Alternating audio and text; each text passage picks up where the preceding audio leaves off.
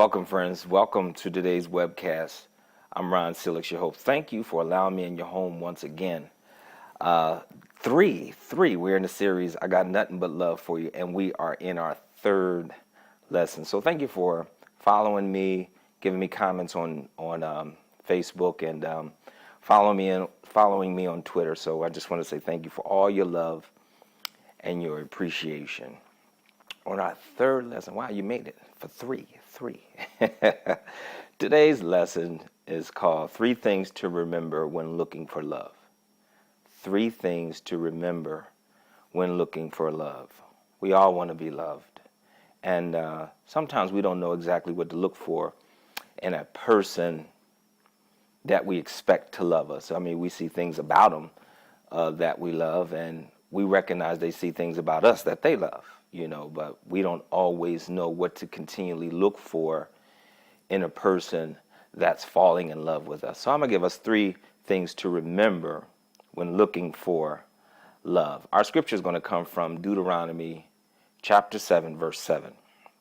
And it says this: "The Lord did not set his love on you, nor choose you because you were more in number than any other people, for you were the least of all people." So he's saying, I didn't pick you, or I didn't love you because you were so popular or because you was great in number.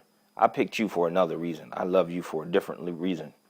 Now, this is our third love. What is this love? Remember, we got 19 loves in the Bible, 9 in the Old, 10 in the New Testament, and this is our third one. We're still in the Old Testament, but this is our third word or third kind of love that we're describing today. This word love in this text is the Hebrew word koshak. And this word means to have a strong desire and feeling for someone you love that you attach yourself to them. You attach yourself to them. You have a strong desire to love someone that you attach yourself to them. This is a natural love. This is not a learned love. This is not a love that eventually grows on you. You know how people talk about, they grew on me. This isn't that. We'll talk about that one later. But this isn't that. This is a natural love. It's not a learned love. This love does not see value in the person from without. This creates a value from the person that's loving the person. The value is from within. So let me say that again. It's not that you find a person and find something in them that you love. The value, or this love, is valued inside the person doing the loving. So you won't find this love on the person. You will find this love inside the person doing the loving. So it's a kind of loving that's found inside the person doing the loving. So that's this kind of love. I'll give you an example. You ever see a gorgeous model with a nerdy looking guy, and you see him walking down the street or in the mall, and you're wondering, you may not say this out loud, but you're wondering, what does she see in that guy? Or vice versa. What does this handsome guy find in this woman? I remember I seen Janet Jackson dating Jermaine Dupri. I remember that first came up, and you're looking on TV. I'm looking at the TV, and I see Janet Jackson dating Jermaine Dupri. Now, there's nothing wrong with Jermaine Dupri. I'm not saying nothing's wrong with him. He just don't look like DeBarge. That's all I'm saying. He just didn't look like DeBarge. So I always wondered, exactly what did she see in him? I remember watching a movie, Shallow Hal. And Shallow Hal is about a guy who only looked at the surface, the beauty and the figures and the things of a woman. Then a guy put a spell on him, and he was only able to see the inner beauty of someone. Now, his friend the whole time didn't see what he saw. So every time Shallow Hal would look at a woman that may not be attractive, that wasn't attractive to everybody else, he would see the inside of them from the outside And so they look pretty to him on the outside. But his friend would look and say, I don't see what you see. So his friend found the guy who put the spell on Shallow Hal and then told him, take the spell off of him. And when he took the spell off Shallow Hal, he could now see people for really what they were. And the woman his fiance at that time was about to get married to, he always seen the inner beauty of her. But what happened was when the guy took the spell off of her, he was only able to see the outward, and she was very, very overweight. But then he came to himself and found out really the beauty that he had for her was on the inside of him, which made him love the beauty on the inside of her. And that's this kind of love. It's that kind of love. So I have met people growing up, you've met them too, in school where they like a person, or here's the scenario. It was always a girl that was hooking me up with her girlfriend, but I didn't care for her girlfriend. And she would try to give her girlfriend some valuable points. She would say to her, like, she has a good personality. But since inside of me, I don't value personality, it don't matter how much you hype a personality. If I don't value personality, then that's not something, that's not a person I'm going to get, because inside of me, that's not something I value. Don't waste your time trying to pep somebody up, trying to give somebody some kind of accolades or brownie points when you're introducing somebody to someone else. Because if that's not what they value on the inside of them, you could talk to you blue in the face. They're just going to want a person with money, or they're going to want a person with an hourglass figure, whatever. But yeah, don't waste your time with that, because it's inside of them on what they value. And so this is that kind of love, and they may not be conditioned to love someone for that reason. So let's get on with the lesson. The person that is going to love you has to create a loving environment. The person that's going to love you has to create a loving environment. Now we see it in Genesis 2, verse 4, where we know that the Lord created heaven and earth. What does he do? He creates a loving environment. We have to create a loving environment. Environment is important. It's important, very important. An environment has to be a place for potential growth. Everybody in your household may not grow emotionally, spiritually. Everybody grows physically to some degree, but your environment has to have the potential for growth. If you want to grow spiritually, mentally, intellectually, your environment has to create that potential for growth. It has to be a place where people can work together and maintain a loving environment. It's not a place of self-centeredness. Don't create an environment. A person that loves you is not going to create an environment where it's self-centered, where it's all about you, that they're your maid, that they're your butler, they just wait on you hand and foot. That's not this environment. This is an environment where both parties work together to maintain a loving environment. So it's a little give and take. It's a little give and take. This is the environment that's prepared for marriage. This is an environment that's prepared for marriage, an environment that has the potential for growth, where everybody works together to maintain the love atmosphere, where everybody can grow, and know the environment is not centered around one person making one person happy. Once that environment is created, that's an environment prepared for marriage. A person that loves you has to love people that hate them. A person that loves you has to love people that hate them. They have to get in the habit of that. You will see that habit inside of them. In Matthew 10:25, Jesus said, "Is the disciple like his teacher and the servant like his Lord?" What was he saying? In that whole chapter, he was talking about them sending his disciples out like sheep among wolves. Amazing. He said, you're going to go into a hateful environment. The government's going to hate you. They're going to throw you in jail. I'll tell you what to say. He said, but they call me Beelzebub. And if they give me bad names, they're going to give you bad names. But what he's saying is, I love a loving environment, and you're going to have to do likewise.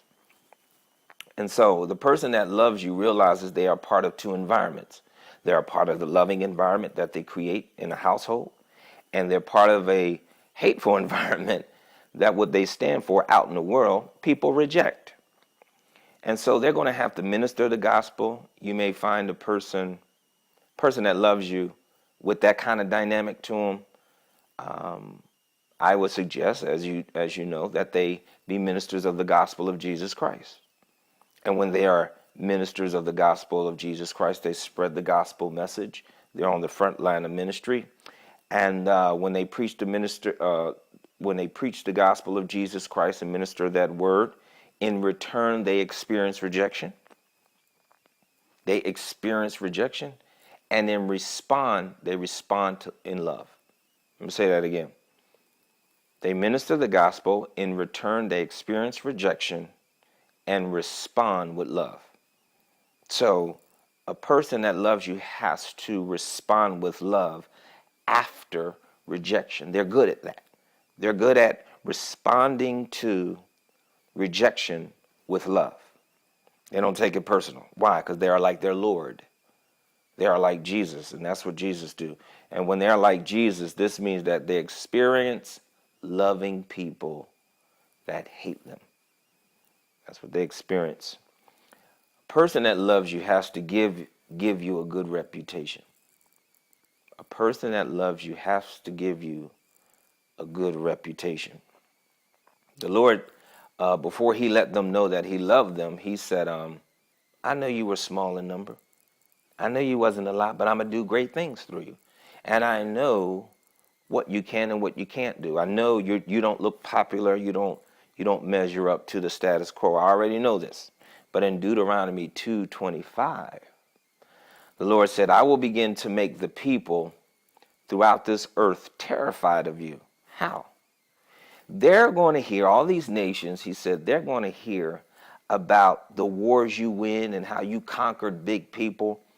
And when they get reputation on how powerful you are, they're going to be shaking in their boots. Same thing. When you're in other environments, when you're in public, when you're with a person and you're looking for love, what you will see about them is that they will magnify your accomplishments in public.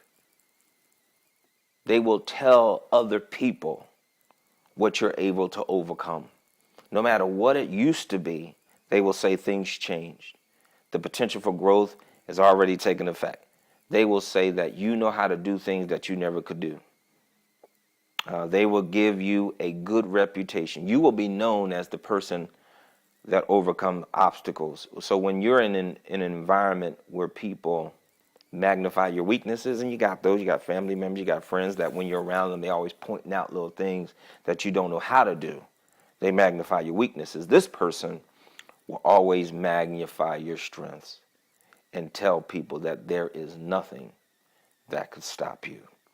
I remember I was watching a movie with LL Cool J in it. It was called Deliver Us from Eva. It was called Deliver Us from Eva. And there was a part in this movie, and it was a Gabrielle Union too, and she was a health inspector, and she was waiting for LL Cool J at a banquet. So she goes and gets a drink, and she sees her old boyfriend Lucius, and Lucius tried to put her down in public. I mean, he was trying to put her on blast. He was mentioning what he did. He was letting her know that once their relationship ended, he found somebody, and she was standing right there, and now they got a beautiful family, and now they got kids. And Gabrielle Union was kind of getting nervous and feeling inferior in this situation. And the guy, her old boyfriend, said, so, where's your date? Where's your date? You know, you're here by yourself, or you're here with someone? And LL Cool J, at the right time, right at that time, he said, he's here, but he's running late. And he gave her a big kiss. And then the guy, Lucius, tried to front him. He was like, oh, so where you been? What do you do? And LL Cool J said, well, I was in Africa, And I just got back to LA. I was on a business trip, and the guy Lucius was like, "Oh, I didn't know we did business with Africa." He was like, and LL Cool J was like, "Well, there's some things you just don't know, working with the government." And the guy Lucius then said, "Oh, well, tell me what I don't know, Mister, government man." And then LL Cool J waved and seen the mayor. He was friends with the mayor. He waved, said, "Hey, Mr. Mayor." And then the mayor came over. LL Cool J introduced the mayor to his girlfriend, which was Gabrielle Union. And then they took a picture with the mayor, and the mayor ignored the other men. And so the other guy, and so the guy was looking at her ex-boyfriend, was looking at her like, "Oh, you must got it going on, And LL Cool J saved Gabrielle Union from that awkward situation. And that's a trait you will see in people that love you. You will see them rescue you from those weird situations, especially in public, when people try to front you or make you look bad in public. The person that loves you will expect you to be a team player. They'll expect you to be a team player. In Matthew 28:19, Jesus said, he commanded that his disciples go make other disciples out of the nations. He said, go and make disciples. And once you recognize that the person you're with is a team player, you see that they make an environment, an environment for growth, for potential growth. When you see that they defend you in public and rescue you in public, you see that they're a team player. They really want to work with you. They really want to let you know that they're in your corner, but they are also going to let you know that they're part of a greater team. They're going to make it clear that they're part of a greater team. They're part of a team of disciples. They're part of a team or part of the body of Christ that listens to Christ's voice. They're just not just, a good person. They're going to say, I'm part of a greater team. And what you see when you see that they're part of a greater team, you will see that they have that same Christ trait, that saving trait. See, when people rescue you like that, they have a saving trait about them. And they're wired, they're conditioned to love and rescue somebody that's in trouble, especially someone they love. They're conditioned to rescue you, no matter public or private. They're conditioned to rescue you. So the person and the person being loved has to be a part of the Christ household, and they both create a loving environment among themselves and even in the midst of a hostile environment. So when we're out in public, once you see that they're part of that Christ team, they're going to want you to be a part of that Christ team. So when you're both part of that Christ team, you both become rescuers. And so whether you're in private or you're in public, you both will begin to rescue one another. You see what I'm saying? So you're going to be part of it. They're going to expect you to be a part of that team. Why? Because this is at the foundation of the relationship. This kind of love that attaches itself to somebody and is willing to rescue them and has that saving trait. Doesn't let troubles and all that stay in their life. So that's at the foundation of the relationship. Now you both have to maintain a loving environment and know when enough is enough. The Lord said to Israel, you are fewest in number. He said, you guys are few in number. But I kind of stop at few. I didn't wait till you become more. I didn't wait till you became a little bit more. I stopped at a few. A few was enough. And in your relationships, you have to stop at few. You have to see that few is enough. Enough is enough at few. Let me give you an example. In Genesis 30:15, Leah and her sister Rachel. Leah was speaking to her sister Rachel, and she said, "Isn't it a small matter that you have taken away my husband? Would you take away my son's mandrakes?" What was happening was Rachel was asking for her son's mandrakes, Leah's son's mandrakes, was some kind of cake. And she said, "Isn't it enough? Isn't it, I mean, isn't that enough? Isn't it enough's enough? How you already made things bad. Are you going to make things worse?" Now, Leah was a little delusional because actually Jacob loved Rachel, not Leah. But anyway, the thing was, the point is, enough's enough when it's small. When it's small, you have to maintain an environment where you both honor enough is enough while things are small. We usually say, "Hey, enough's enough. I can't take it anymore," because it became a big deal. And we let it go on and on. We let a problem go on and on. We didn't pay the bills, and we let that go on and on. Whatever it is, we just let it go on and on. What if enough was enough when things were small? Okay, I'm not going to keep arguing about this. What if you came to a point where you was in a discussion, and right away, if you recognize you were being self-centered about it, you stop right in your track and say, "Okay, enough's enough. Let's not get this conversation too heated. Let's not make a big deal out of this. Let's just immediately find now a way to do a little give and take. I'll do this when you do let's do it when it's your turn, and then when it's my turn, I'll do it this way." What if you did that right after onset of a situation? When enough's enough, when you don't let it get heated and argue, and if you shut it down and say, "Okay, well, let's go to a little give and take right now."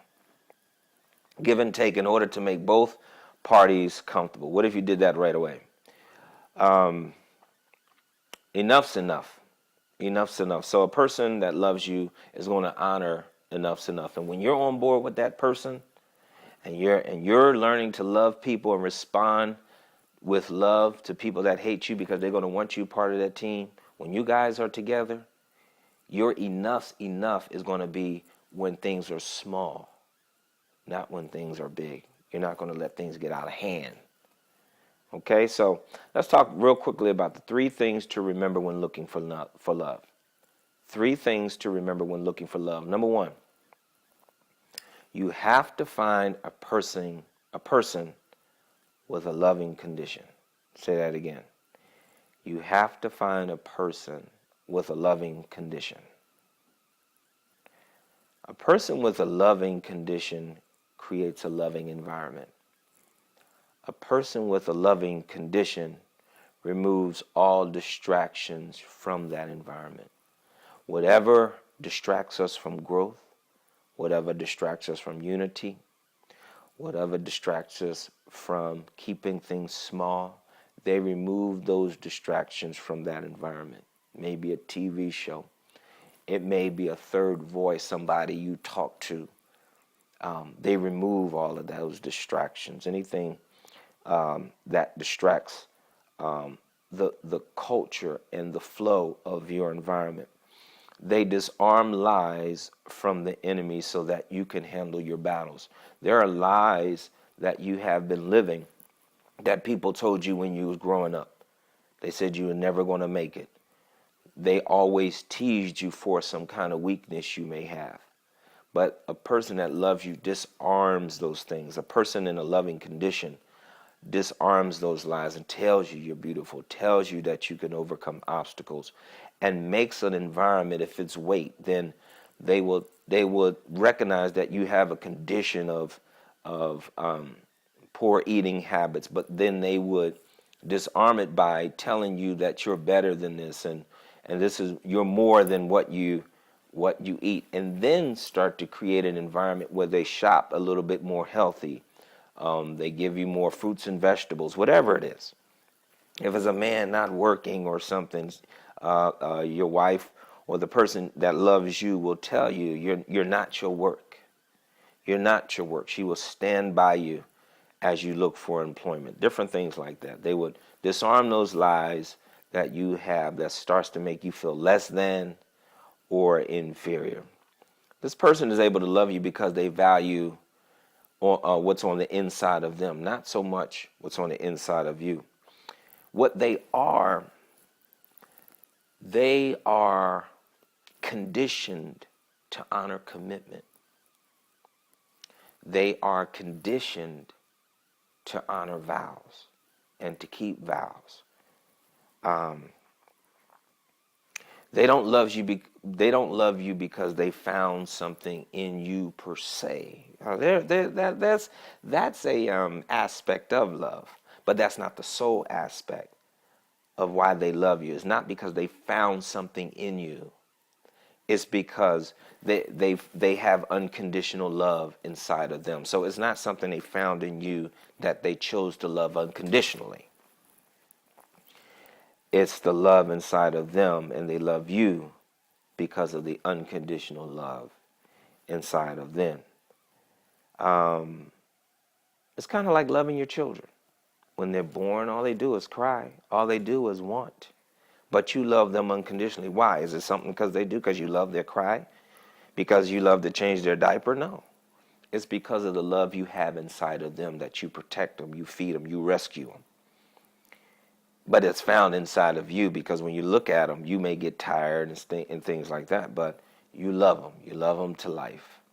That's the same kind of love, that love that begins inside of them, that condition to keep a commitment, that condition to keep their vows, to live out what they said they were going to do. Number 2, you have to find a person that chooses people with a spiritual eye and not a physical eye. You have to find a person that chooses people with a spiritual eye and not a physical eye. Now, the person that has a love condition doesn't choose a person based off of popularity or power, or by the status quo, what people have in the culture, what they say in the culture. They don't love people for that reason. They don't pick people based off of culture. They're just not conditioned that way. Don't find a person that chooses people based on looks only. Now, here's the thing with men. We tend to, we can tend to get caught up in the wrapping. We can tend to get caught up in the wrapping. When we see a young lady or we see something, we just stay right there.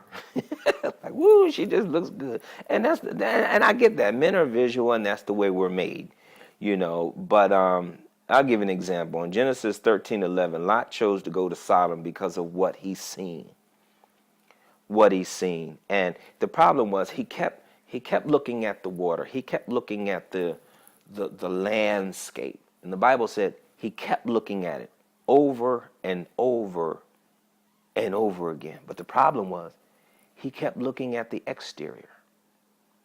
He just kept looking at the exterior. As he looked, he never looked at the interior. He could not see that this was an evil city when he got there. It was just something that he just ignored. And so when you have that condition, when you only see with the physical eye, that condition will cause you to ignore things that are displeasing to God but pleasing to you. So you always be looking for something that pleases you, but you won't care that it displeases God. So you don't have that eye. You don't see that far. And a person with a loving condition helps you physically. They see the physical and they see the spiritual. They may rescue you in the physical. They may compliment you in the physical. But they also want to compliment you in the spiritual. And they may compliment you by going to Bible study, going to church, reading the word with you, praying.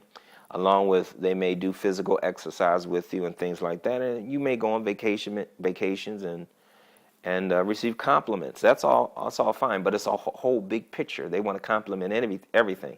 And so if they see an issue in your spiritual life, they're also going to address that area too.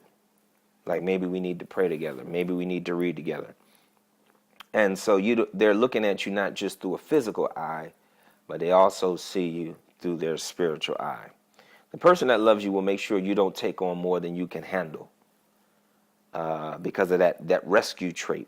In Mark 13:20, it says, "The Lord has shortened the days for the sake of his chosen ones, because the calamity will be too great." He's talking about a future time or a past time, depending on your preference of the text. But a person that loves like God will make sure that calamity and trouble don't last in your environment.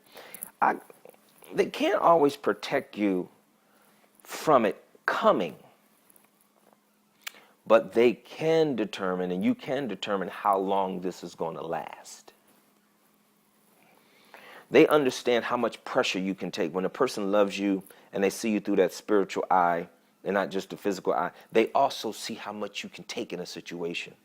They learn and see how much pressure you can handle. They recognize what you need, but they also recognize how much you can take. If you had a busy day, one thing right now, my wife works and she works far. So what I do is I do everything else because I understand what she could take. I don't wait for her to come home to bark about an issue or scream and yell about something. That's too much for her to take. Driving to work, driving home. What if I didn't cook dinner? Then she had to put dinner on the table. You know, a lot of people don't understand how much a person can take, and they blow a gasket. This kind of love, this person in this condition recognizes how much a person can take. They create an environment, and if things get too heated or they're having a lot of problems at work, they try to comfort them some kind of way. They try to ask, what can I do to make things easier for you? In public, do I make a big deal about things? There's things I hold you may want to hold your tongue back and not say in public for the sake of the flow and the energy that the person has. Maybe they're in a good mood. If you say one thing, they can instantly be in a bad mood. You recognize that, well, now is not the time to say that. See, these are things you care about because I recognize how much you could take. And number 3, you have to appreciate a person that loves you for them, not for you. You have to appreciate a person that loves you for them, not for you.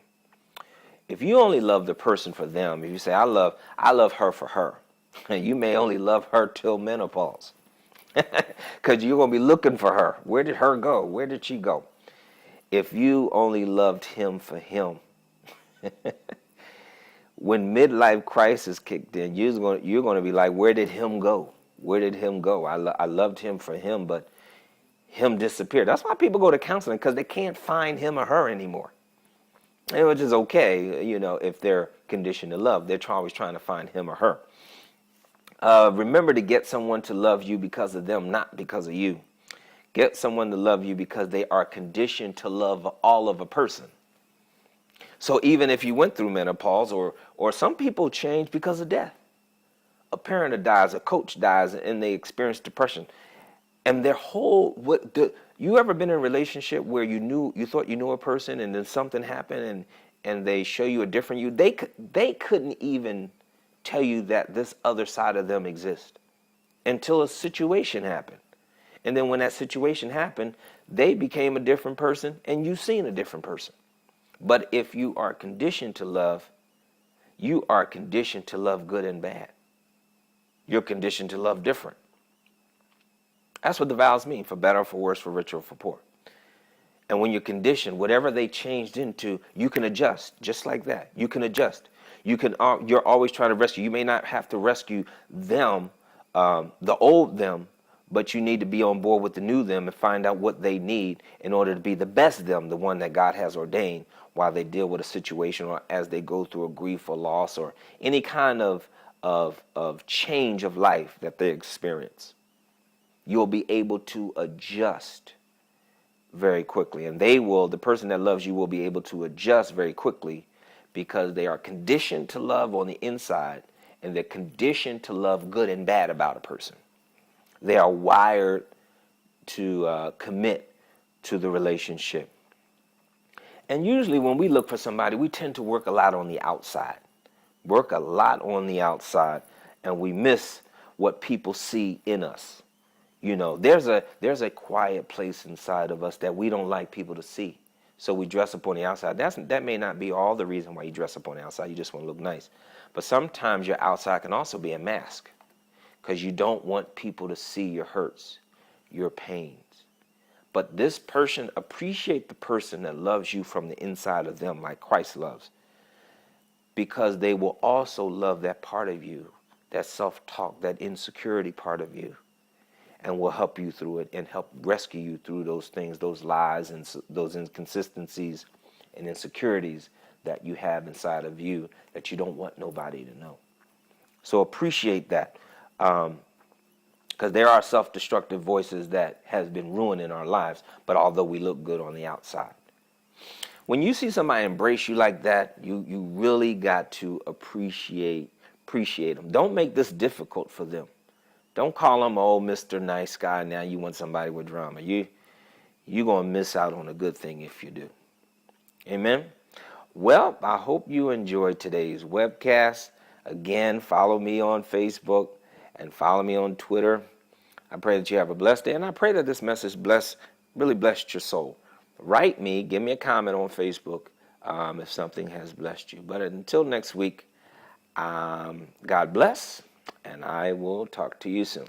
Bye-bye.